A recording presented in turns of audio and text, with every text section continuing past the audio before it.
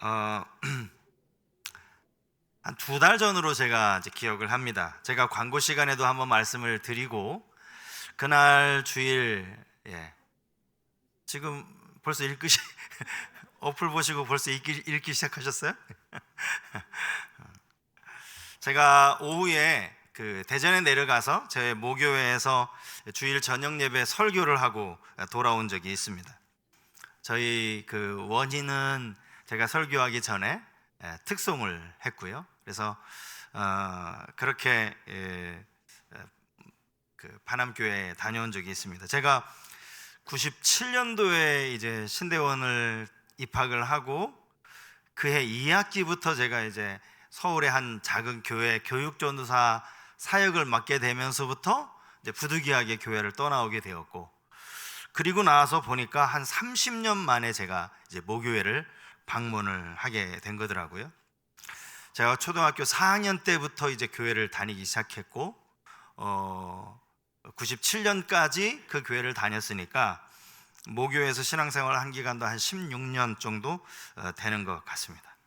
참 재미있었던 것은요, 가서 보니까 중등부, 고등부 또 청년부 때 저랑 같이 아주 같이 신앙생활을 했던, 너무너무나 친하게 지내던 형이 있었는데 그 형님이 교회 장로님이 되셨더라고요. 그리고 또 선배 누님들은 벌써 권사님이 되셨어요. 참 이상하면서도 또 너무 반가웠습니다. 제가 초등학교 초등부 교사를 교회에서 꽤 오래 했는데 처음 초등학교 아이들 너무 귀엽고 사랑스럽고 그 아이들이었는데 그 중에서 몇몇 아이들이 아이라고 하면 안 되지, 몇몇 그 당시 아이였던 그 초등부 친구들이 제가 갔을 때도 여전히 그 모교에 출석을 하고 있었고요. 어느새 나이가 들었는지 최근에 권사직분을 받았다는 이야기를 제가 듣고 놀랐습니다. 초등부 때 그 조그만한 그 아이가 커서 그 교회에서 이제 권사가 되었다라는 거예요. 아이들이 이제 그 당시만 해도 주일학교 선생님을 반사님 이렇게 불렀잖아요. 반사님. 저한테 그렇게 불렀는데 저보고 목사님이라고 부르는 게 되게 쑥스럽다고 그런 이야기도 같이 나눈 적이 있습니다. 그 주일학교하고 중고등부 또 청년부를 보내면서 제가 이 교회에 오랫동안 출석을 하면서 참 추억이 많아요. 여름 성경학교며 또 수련회며 문학의 밤이며 뭐 선물 교환, 이런 추억들이 참 많습니다. 시간이 지나면서 그 기억들이 희미해지는 게 너무 아쉬워요. 예전에 저랬었나. 예전에는 시간이 지나면서 오래될수록 자꾸 기억이 희미해지더라고요. 제가 대학부 시절에 그 교회 이제 건물이 좀 오래되고 그래서 교회에서 이제 기존 건물을 허물고 내내 그 자리에 새로 이제 교회를 새로 건축을 했던 적이 있습니다. 그때 이제 저와 또 제 또래 친구들 같이 그 이제 교회 짓는다고 데모도 그 이제 같이 잡부로 교회 건축을 하는데 같이 돕기도 했고요. 또 저하고 친구들이 불침번을 쓰겠다고 그 교회 이제 공사 현장 옆에 이만한 컨테이너 박스 하나 갖다 놓지 않습니까? 거기에서 그냥 아이들끼리 밤새도록 치킨 시켜 먹으면서 그렇게 또 밤새 뭐 불침번은 무슨 불침번이에요? 자기들끼리 신나게 놀고 뭐 이런 기억들이 참 많이 있습니다.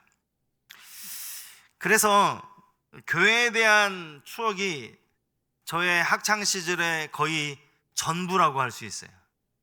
물론 중학교, 고등학교 때 친구들도 있지만 사실 그런 기억은 별로 없고요.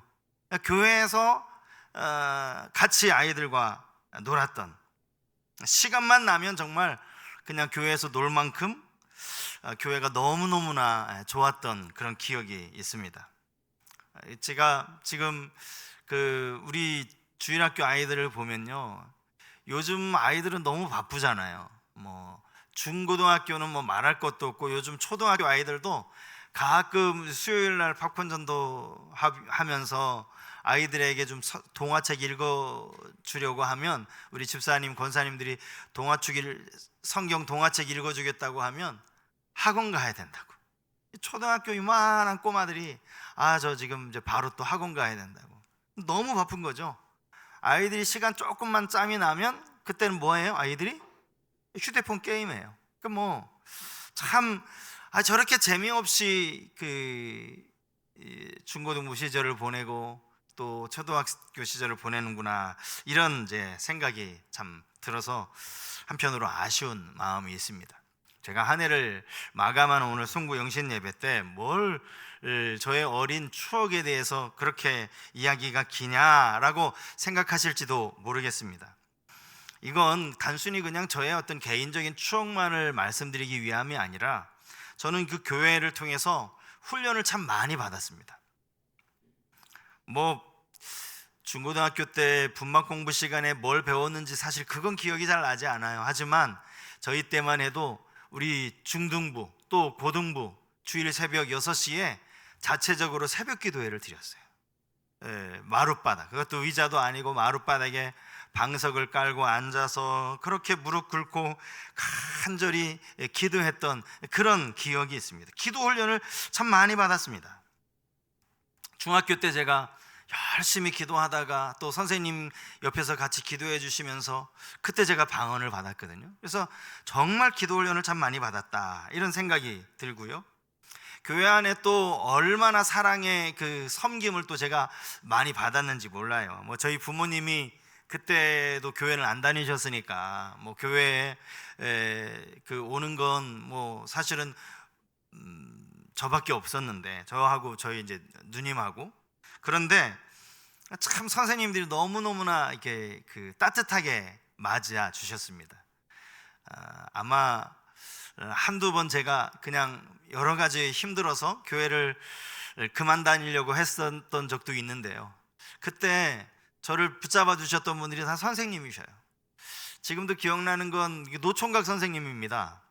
그런데 이제 주일날 예배 마치고 그 선생님 집에 놀러 갔어요. 자취하시는 선생님이셨는데 양푼이에다가요 열무김치를 막 넣고 고추장을 집어넣어서 선생님하고 저하고 막 그걸 비벼서 먹었던 이제 그런 기억도 있습니다. 제가 40년이 지났는데 그 선생님 이름 아직도 기억합니다. 좋은 추억과 그 안에 이 사랑, 그리스도 안에서 그 사랑이 저에게 여전히 기억으로 남아 있습니다. 여러분, 지금 제가 쭉 말씀드린 것이요, 오늘 우리가 읽은 사도행전 2장 42절에 나와 있는 그 말씀이라고 할 수 있습니다. 오늘 본문 42절 말씀을 보십시오.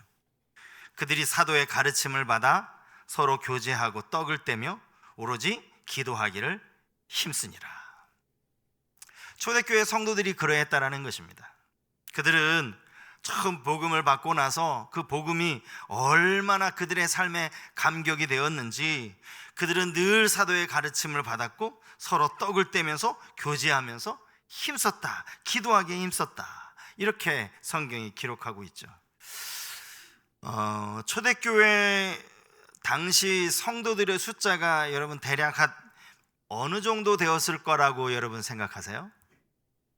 사도행전 오늘 우리가 읽은 2장 바로 앞에 보면 베드로가 설교를 하죠. 그래서 그 설교를 듣고 세례받은 사람이 3,000명이었다라는 말씀이 나옵니다. 또 사도행전 4장에 가서 보면 말씀을 듣고 믿는 자가 남자만 5,000명이었다, 이런 표현이 나와요. 그러니까 이건 정말 엄청난 부흥이죠. 한 번 설교에 막 3,000명 또 5,000명이 믿는 사람들이 생겨났으니까요.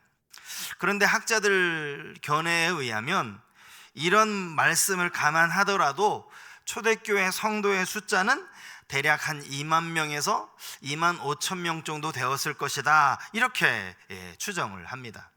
급속도로 숫자가 부흥한 것은 맞지만 박해도 여전히 있었다라는 것을 우리는 잊지 말아야 됩니다. 이들이 얼마나 예수를 믿는 것 때문에, 이 복음 때문에 고난을 겪었는지. 스데반이라고 하는 우리가 잘 아는 집사님은 복음을 전하다가 그 자리에서 돌에 맞아 죽기도 했고요. 또 사도행전 12장에 가면 헤롯 왕이 요한의 형제 야고보를 칼로 죽입니다.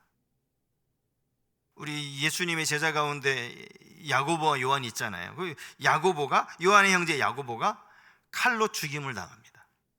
근데 그걸 보고 유대인들이 너무너무나 좋아하는 거예요. 유대인들이 막 기뻐하니까 헤롯이 그 다음엔 누구를 잡아들였죠? 베드로. 이제는 이제 베드로도 잡아서 곧 베드로도 죽일 생각으로 그렇게 감옥에 집어넣은 겁니다. 우리가 생각하는 이상으로 초대교회에도 많은 핍박이 있었다라는 것이죠. 그럼에도 불구하고 초대교회는 믿음을 잘 지킨 교회로 우리에게 남겨져 있습니다. 교회들마다 벌써 좀 됐죠. 초대교회로 돌아가자. 요즘도 이 구호를 외치는 교회들이 많이 있어요. 초대교회로 돌아가자. 얼마나 많은 교회들, 얼마나 많은 목사님들이 초대교회로 돌아가자 이것을 외쳤는지 몰라요. 그게 교회가 살 길이라고 말이죠. 사실 그렇게 외친 이유는요, 초대교회가 바로 이 땅에 세워진 교회의 원본이기 때문이에요. 원본. 제가 이런 생각을 했습니다. 어떤 원본, 종이로 만든 하나의 원본이 있어요. 그래서 그와 똑같이 가위로 이렇게 자르죠. 그런데 가위로 또 자르다 보면 이 원본은 내버려 두고 이렇게 자른 걸 또 대고 자르다 보면 여러분 그 사이즈가 어떻게 되죠?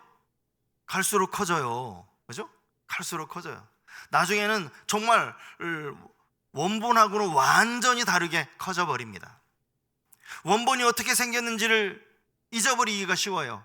그래서 다시 원본을 쳐다보고 다시 원본에 이 종이를 대고 잘라야 하는 거예요. 교회가 막 커지면서 숫자는 늘어났는데 교회의 본질이 사라져 버린 것이죠. 교회가 왜 생겨났고 교회의 목적이 무엇인지, 교회가 왜 존재해야 하는지 그 이유는 별로 고민하지 않고 계속 교인 수만 불리는데 그냥 온통 모든 것을 여기에 쏟아붓는 거예요. 교회가 교회로서의 사명을 잊어버린 채 몸집만 불리는 거예요. 그 결과로 전 세계에 이 등록교인 수가 가장 많은 교회, 등록교인 수가 세계 최대 교회가 우리나라에 있잖아요, 여러분. 근데 그러면 뭐 하냐는 거죠. 그것과 상관없이 기독교인의 숫자는 해마다 지금 감소하고 있지 않습니까? 목회 데이터 연구소가 발표한 자료를 보니까요, 작년 기준입니다. 2024년 기준으로 기독교 인구가 828만 명.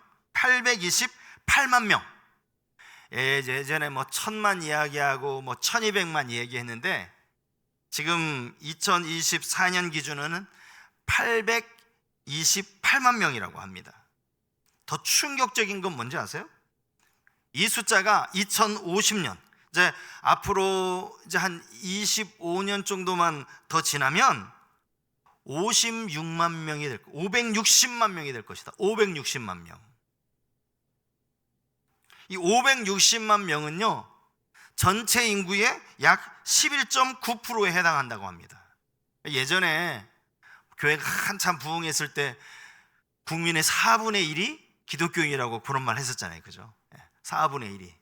그런데 이제는 4분의 1이 아니라 10분의 1 조금 더 10분의 1 조금 더 기독교인이 되는 거예요. 여러분, 이건 정말 좀 충격적이지 않습니까? 우리 지금 주일학교 세대가 25년 뒤면 이제 정말 장년이 되는 그 즈음이잖아요. 그때쯤 되면 10명 중에 1명 남짓 그렇게 이제 교회를 다닌 그런 사람이 될 거라는 거예요. 오늘 제가 송구영신 예배를 준비하면서 성도님들과 함께 나눠야겠다라고 결심한 것은 우리 교회가 정말 초대교회처럼 살아있는 교회가 되었으면 좋겠다, 이런 이제 소망 때문입니다. 올 한 해 우리 교회 표어는요, 살아있는 교회, 살려내는 교회입니다. 죄송하지만 저를 한번 따라서 2026년 교회 표어를 같이 한번 따라 외쳐주시면 좋겠는데, 살아있는 교회, 살려내는 교회. 네, 감사합니다. 살아있는 교회. 여러분, 살아있는 교회라는 말 속에는요, 교회가 갈수록 생명력을 잃어가고 있다는 사실이 전제되어 있는 겁니다. 언제부턴가 교회는 세상에서 아무런 영향력을 끼치지 못하고 있습니다. 성도들의 숫자 주는 것은 사실 그렇게 이것에 비하면 더 큰 문제는 아니라고 생각을 해요. 더 심각한 문제는 뭐냐 하면, 여전히 교회는 다니고 있어요. 천천히 주일날 교회를 오세요. 그런데 그 신앙의 힘을 잃어가고 있다는 거죠.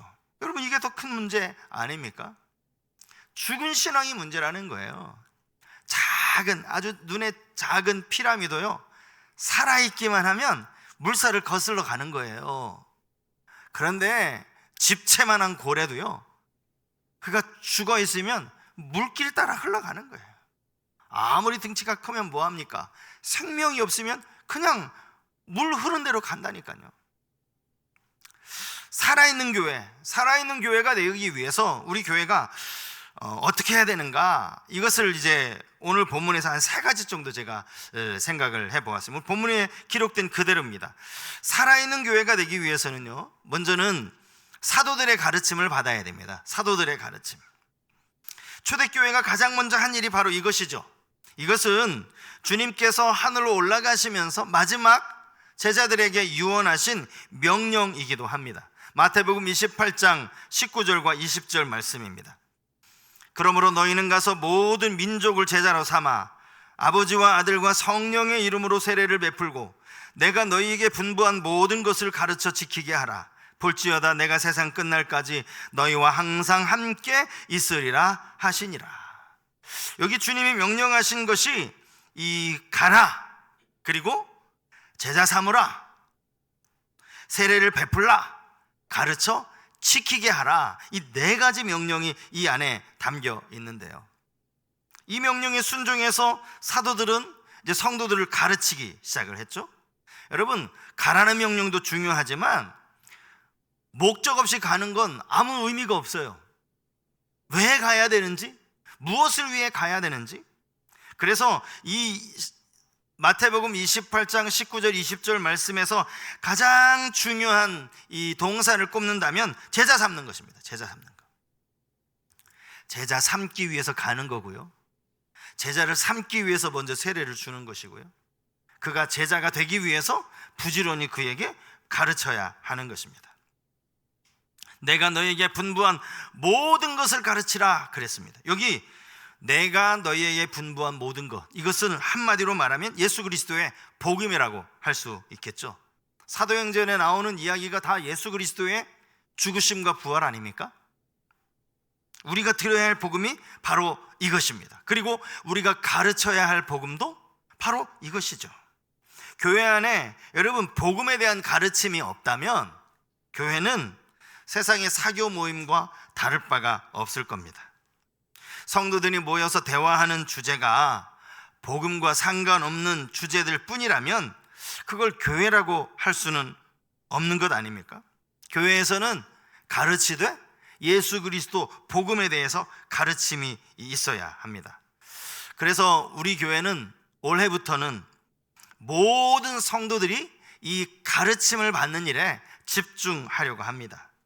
여러분, 가르치는 것에 있어서 가장 좋은 스승이 뭔가 하면, 물론 가르치는 인도자의 그 탁월한 능력도 중요하겠지만, 저는 가장 중요한 건요, 잘 만들어진 교재라고 생각합니다.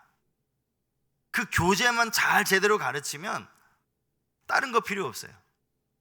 예전에 제가 저도 이제 전임 사역하면서 이 교회 저 교회 좋은 양육 프로그램 있으면 이제 가서 이제 세미나도 듣고, 그 예전에 지금 목동에 있는 제자교회, 지금은 이제 교회가 큰 문제를 일으키긴 했지만 그 전에 그 제자교회에 가서도 제가 그 세미나를 들었거든요. 그런데 그 목사님이 하는 말이 그거예요. 지도자용 교재가 있어요. 이 지도자용 교재 외에 다른 거 한마디도 덧붙일 필요 없다라는 거야. 그냥 이거 그대로 읽어주면 된다고. 그러니까 그만큼 교재가 잘 만들어졌다라는 것이죠. 뭐 여기에 다른 걸 뭐 어디 주석을 찾아보고 뭐 어디 뭐 좋은 책을 읽어서 보충할 필요 없고 이 교재 하나만 잘 활용을 해도 충분하다라는 거예요. 검증된 교재를 가지고 올 한 해 동안 우리가 열심히 가르치고 또 배우는 일을 실시할 겁니다. 여러분, 앞으로 성수교회는 이제 이게 3년이 될지 4년이 될지는 모르겠어요.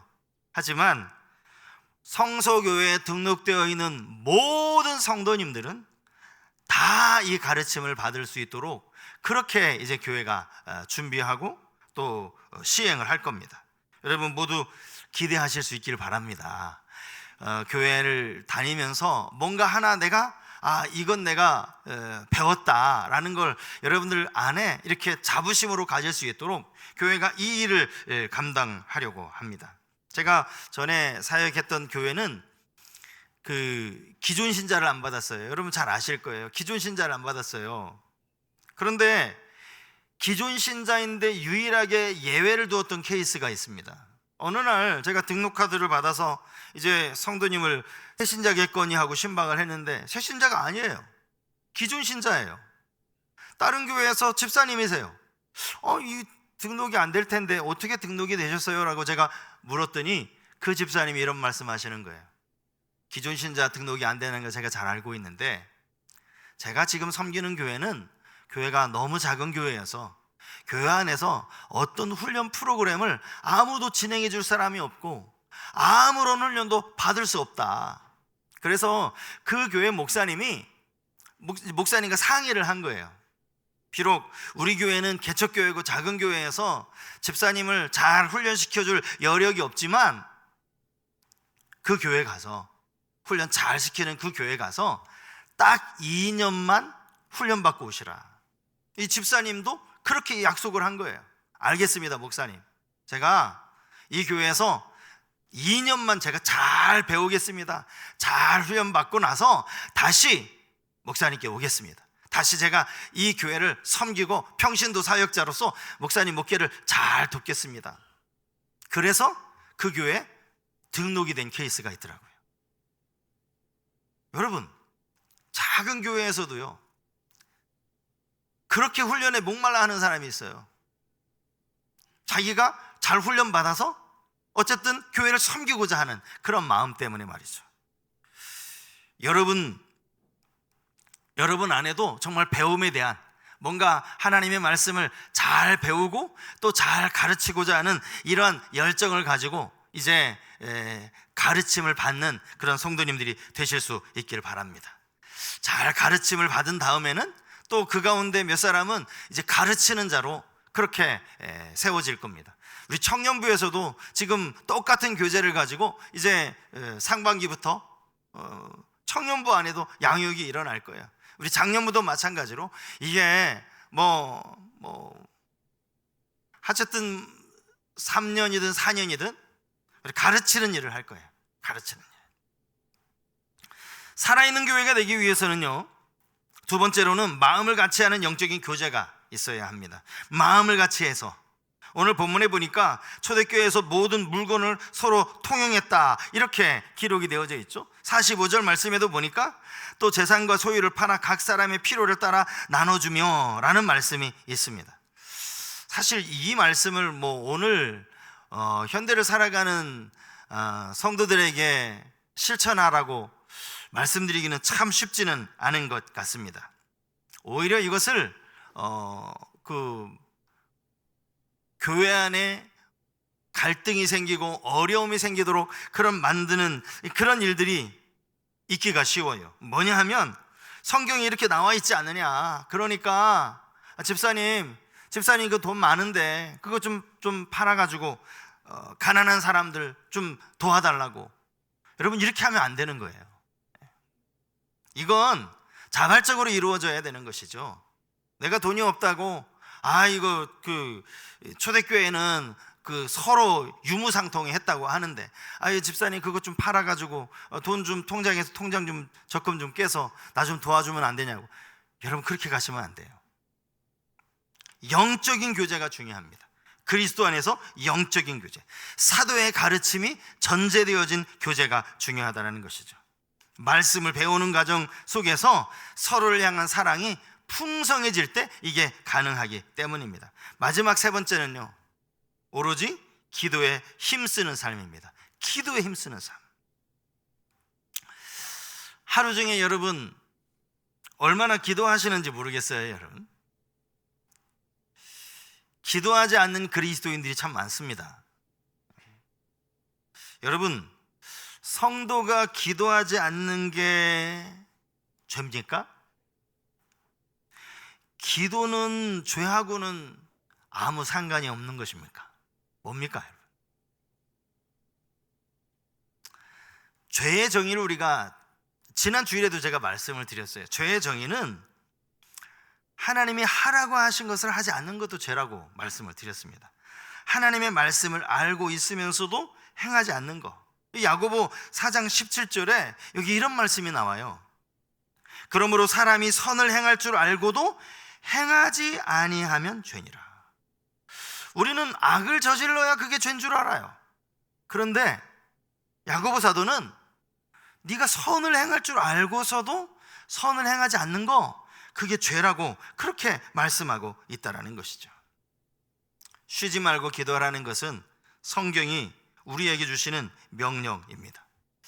우리 교회에 서리 집사 이상 되시는 분들 하루에 적어도 10분 이상은 기도하셔야 됩니다. 또 우리 가운데는 아이고 목사님 저를 뭘로 보고 하루에 10분 기도하라고 합니까? 저 하루에 최소 30분은 합니다 하시는 분들 계실지 모르겠어요. 그런 분들께는 참 죄송합니다. 하지만 서리 집사 받은 지가 벌써 몇 년이 지나고 아니면 또 다른 직분을 받았음에도 불구하고 아직 하루에 10분 이상을 기도하지 못하시는 분이 계신다면 여러분 각성하셔야 돼요. 하나님 앞에 기도하시기 바랍니다. 이제 다음 주부터 시작되어지는 이 특별 새벽 기도회를 여러분 한 해 기도로 무장하는 좋은 기회로 삼으실 수 있기를 바랍니다. 지금 죽전 지역에 차량을 운행을 해요. 여기에 함께 타실 분을 모집합니다. 새벽 기도 차량 운행하는데 거기 지금 3분인가 2분인가 탑니다. 자리가 많아요. 기도하실 분들 같이 사무실로 이야기하시면 얼마든지 연결해서 약간 돌더라도 상관없잖아요. 새벽에 기도하는 일, 깨어서 기도하는 일, 기도하는 일로 여러분 더 열심을 내실 수 있길 바랍니다. 살아있는 교회가 되기 위해서 우리는 끊임없이 하나님의 말씀으로 배우고 가르침을 받아야 돼요. 그리고 정말 끈끈한 그리스도의 사랑으로 사랑할 수 있어야 합니다. 오로지 기도에 힘썼던 그 초대교회 사람들을, 그 성도들을 본받아서 우리도 깨어서 기도해야 할 줄 믿습니다. 우리 교회 두 번째 표어는요, 살려내는 교회입니다. 살려내는 교회. 우리 교회가 살아있으면 얼마든지 그것을 통해서 주변을 살려낼 수 있어요. 이건 교회가 교회 밖으로 감당해야 할 사명입니다. 사실 이 살려내는 교회에 대해서도 드릴 말씀이 많아요. 지금 우리 교회가 하고 있는 여러 사역들, 너무너무나 귀한 사역들이 다 살려내는 사역이에요. 우리 학원 복음화가 살려내는 사역입니다. 우리 죽전 초등학교에요, 이제 우리 집사님 한 분이 이제 학부모 기도 모임을 올해부터 시작을 할 거예요. 여러분 이걸 위해 기도해 주십시오. 바로 옆에 우리 죽전 초등학교가 있잖아요. 죽전 초등학교에 교회 다니는 부모들이 많아요. 물론 안 다니는 그 아이들도 많죠.